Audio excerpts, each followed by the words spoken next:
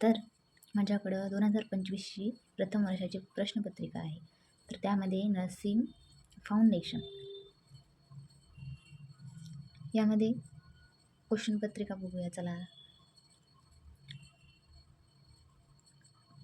योग्य शब्द निवडून वाक्य पूर्ण करा. Question number 1. तर यामध्ये साधारण रक्तदाब हा आहे. साधारण रक्तदाब किती असतो? तर साधारण रक्तदाब अमध्ये ऑप्शन दिलेला आहे बघा 80-40 mmHg.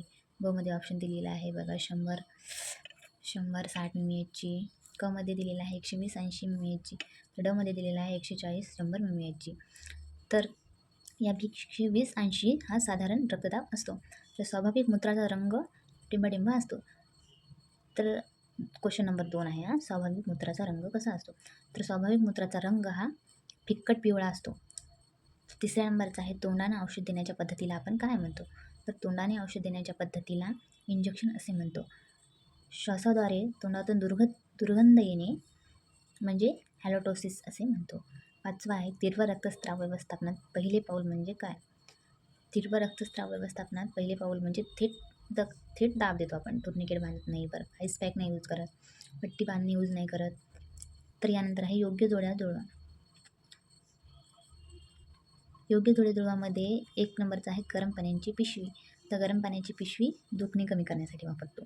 तर 2 नंबरचा आहे क्रेप्टिस. क्रेप्टिस म्हणजे नोट डाऊन करून घ्या तुम्ही. तर क्रेप्टिस म्हणजे करकर असा आवाज येतो.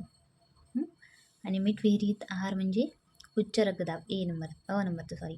आणि 4 नंबरचं आहे ॲनाल्जेसिक. आता ॲनाल्जेसिक याच्यामध्ये एक पण उत्तर दिसत नाही आहे, तर त्याचं पण दुखणे कमी करणे हाच येऊ शकतो. तर 5व्या नंबरचा आहे सीड्स बाथ हा आपण मूळ व्याजामध्ये देत असतो. तर ब नंबरचा आहे. तर यापैकी तुम्हाला टिक मार्क करून घेतो मी.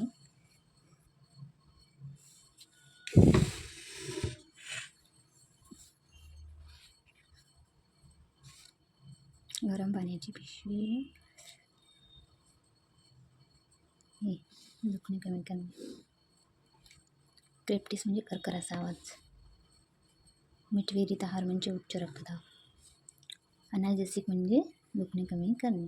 सीड्स बाथ म्हणजे मूळ व्याध. ओके, नोट डाऊन करून घ्या तुम्ही. यानंतरचा जर पेपर तुम्हाला हवा असेल तर तुम्ही कमेंटमध्ये येस म्हणून टाईप करा.